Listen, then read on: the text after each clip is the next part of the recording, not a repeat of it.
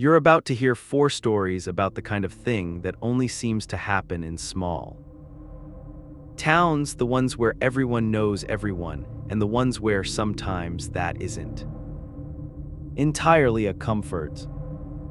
Every one of these is a work of fiction, written for this channel, but small towns keep their own kind of quiet, and it doesn't always mean nothing's happening. Let's get into it. Story 1: The Sign-In Book. Every visitor to Millbrook's Town Hall has to sign the guest book at the front desk. One name has been signing in once a year for the last 40 years, always the same. Handwriting never once matching a living resident. Carla took the part-time front desk job at Millbrook's tiny town hall mostly for the quiet, the kind of job where most days meant helping someone renew a parking permit or pay a water bill. The guest book more formality than function. She only noticed the pattern because a bored afternoon led her to flip back through old volumes. Stored in a closet behind the desk, curious what 40 years of small-town bureaucracy actually looked like on paper. The name appeared once in nearly every book. Edmund Prout, always signed in on the same date. The second Tuesday of October, always in the same cramped, old-fashioned handwriting. Regardless of which decade's book she was holding or how much the surrounding entries. Handwriting had visibly changed with new clerks and new pens over the years. She asked the town's oldest employee, a records clerk who'd worked there almost as long as the books existed, if she knew who Edmund Prout was. The clerk's face did something complicated before she said, carefully, that Edmund Prout had died in a house fire on the outskirts of town in the same October 41 years ago, and that nobody currently living had any idea who kept signing his name into the book every year. Then Carla checked the most recent volume, the current one, sitting on her own desk. The second Tuesday of that October was 3 weeks away. She told herself she'd simply watch the book more closely that day, catch whoever was doing it. Put a rational explanation to the whole thing. She watched the desk the entire day, barely leaving for lunch, checking the book's open page. Every 20 minutes without fail. At 4:58, 5 minutes before closing, she glanced away for what she is certain was no more than a few seconds, answering a phone call about a parking permit. When she looked back, the entry was there. Edmund Prout. Same cramped handwriting. Ink still faintly wet. She grabbed the pen still resting in the book's spine, checking it out of some instinct she couldn't quite explain, and found it cold, colder than a pen sitting in a warm office all afternoon should have any reason to be, as though it had only just been set down after a very long time held in a hand that wasn't warm to begin with. She asked the retired records clerk weeks later whether anyone had ever tried simply not leaving a pen out on the second Tuesday of October, removing the option entirely. The old woman looked at her like she'd suggested something genuinely dangerous and told her flatly that someone had tried exactly that decades ago, and the entry had still appeared that year, written in a pen nobody on staff could ever identify or find afterward.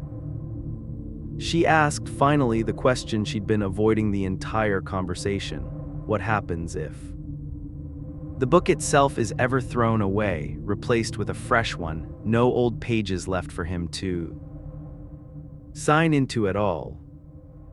The clerk didn't answer directly, only told her that the town had gone through exactly one new book in living memory decades back, and that the first entry on its first page, before any clerk had ever touched it, had already been his. Carla still works the front desk. She stopped trying to catch him. She simply checks the book every October, confirms the entry is there, and closes it again, the way she's since learned every clerk before her eventually chose to do as well. Story 2: The Watched House. Number 11 Elm Street has been empty for 6 years. Every family that has ever lived across the street from it swears the porch light turns on exactly at 9. Beatrice moved into the house across from number 11 mostly because it was cheap, the kind of price that should have made her suspicious and somehow didn't, not until her second week. Sitting on her own porch with a glass of wine, when the empty house's porch light clicked on at exactly 9 o'clock. She assumed a timer, some leftover automation from whoever used to live there, still faithfully running years after the house itself had gone empty and unsold. It was a reasonable enough explanation that she stopped thinking about it for almost a month. She stopped believing the timer explanation the night she happened to be watching directly at 9, phone in hand mid-text, and watched the light click on a full 2 seconds before her phone's clock actually struck the hour, consistently, every single night she bothered to check. After that, always slightly early, never once exactly on time the way an actual timer would be.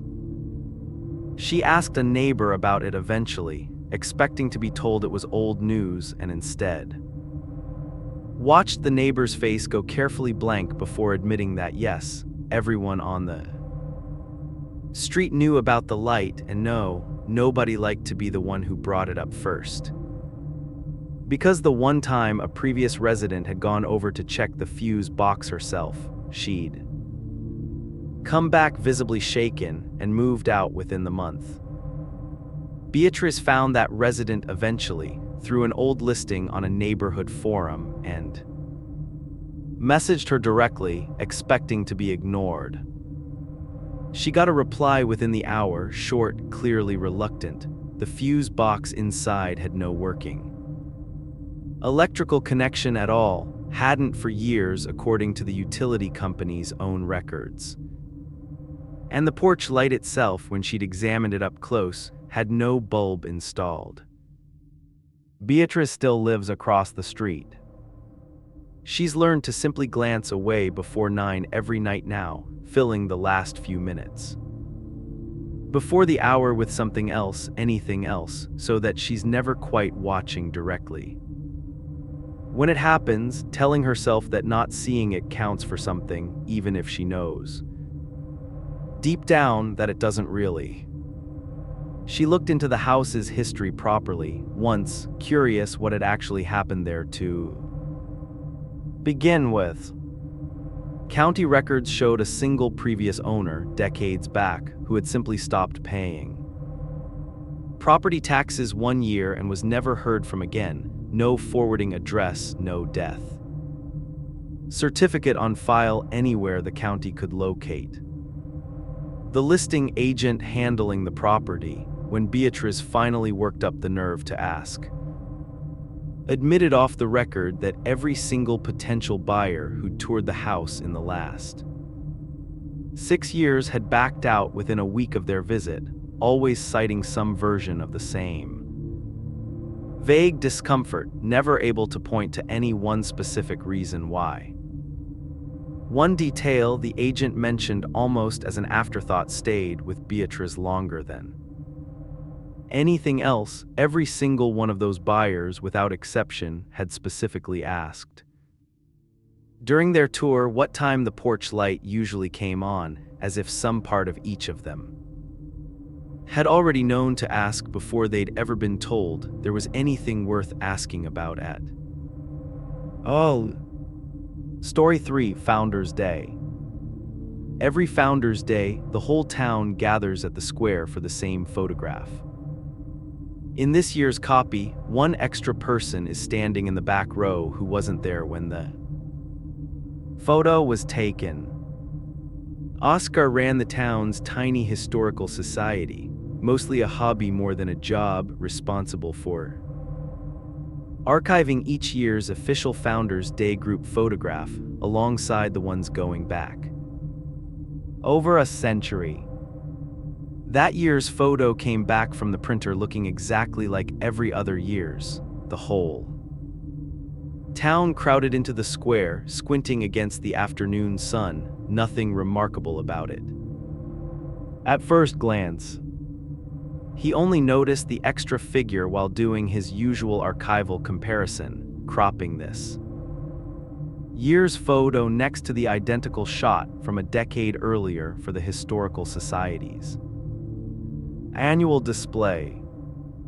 In the back row, partially obscured by a taller resident's shoulder, stood a man in clothing that matched no one else in the crowd, dressed for a much older decade entirely, his face turned slightly away from the camera in a way that made his features impossible to fully make out. He pulled the original raw photo file from the photographer's camera, expecting an editing error, a double exposure, some technical explanation for a figure appearing where no figure had stood. The raw file showed the exact same man in the exact same position, present from the very first frame the shutter had captured. He showed the photographer the file directly, watched her scroll back through every single shot.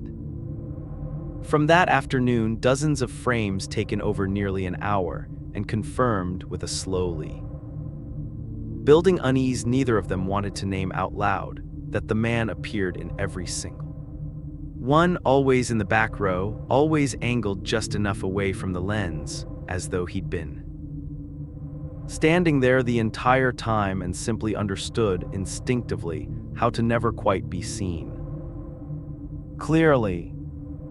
Oscar pulled the Historical Society's older archives that same night, comparing decade after decade of Founders Day photographs against each other for the first time in the Society's history. The man was there in nearly all of them, dressed appropriately for whichever era the photo belonged to, always in the back row, always turned just slightly away, appearing to have attended faithfully every single Founders Day the town has ever formally photographed. Oscar still runs the Historical Society. This year's photo hangs in the display case along with all the others, unremarked upon, and he started quietly looking for the same figure in every new photograph before he lets it go to print, half hoping and half afraid that the streak might finally break.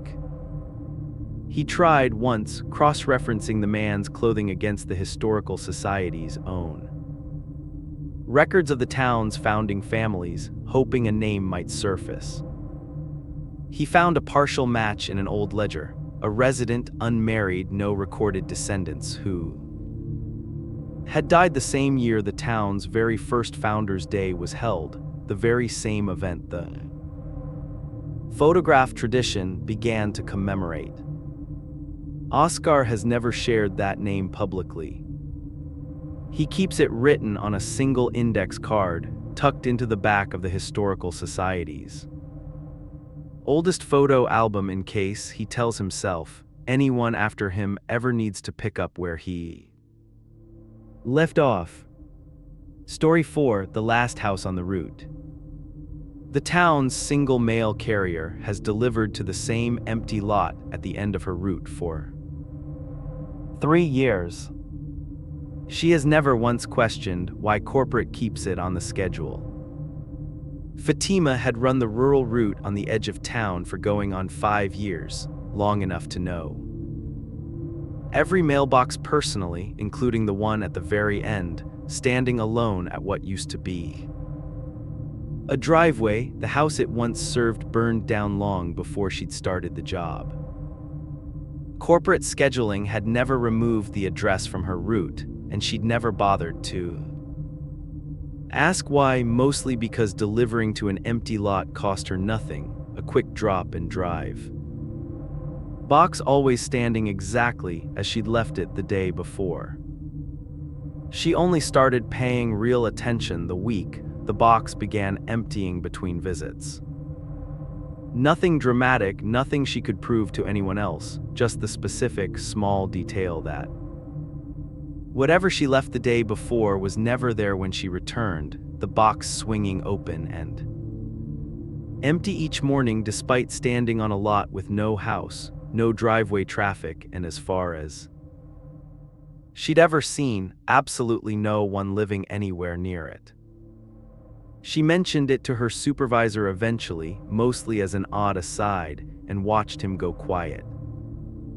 In the specific way people go quiet when they already know more than they're saying. He told her after a long pause that the address had never been formally removed from the delivery database because the original homeowner's family had insisted, decades ago, on keeping it active, paying whatever nominal fee corporate required to maintain a route to an address, with no legal resident at all. She asked why. He didn't know or claimed not to, only that the arrangement had been in place since before. Either of them worked there, quietly renewed every year by a family member, none of the current staff had ever actually met in person. Fatima still delivers to the empty lot every single day. She stopped leaving anything meaningful in the box, mostly junk mail now, just enough to keep the arrangement technically honored, and she's never once stayed long enough to see exactly how or when it actually gets collected. She did once park down the road at dusk instead of driving straight past, curious enough to finally watch instead of leave. She saw no one approach the box that evening. She did see, just before she gave up and drove home, the porch light of a house that had burned to the ground decades earlier flicker briefly to life in the space where the front door used to stand, then go dark again just as quickly. She never told her supervisor about that part. She has, since then, made sure she's always finished with that particular stretch of the route well before the sun starts going down, no matter how far behind schedule the rest of her day has left her.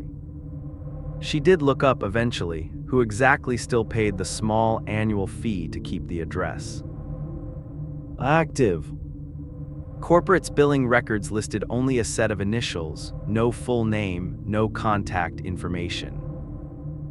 Beyond a post office box in a town 2 counties over that, when she finally drove out to check it in person on a day off, turned out to have been closed and vacant for longer than she'd been alive. If your town has a house everyone quietly avoids talking about, there's usually a reason. Nobody's gotten around to explaining it to you yet. That's it for this one. If you liked it, you know what to do.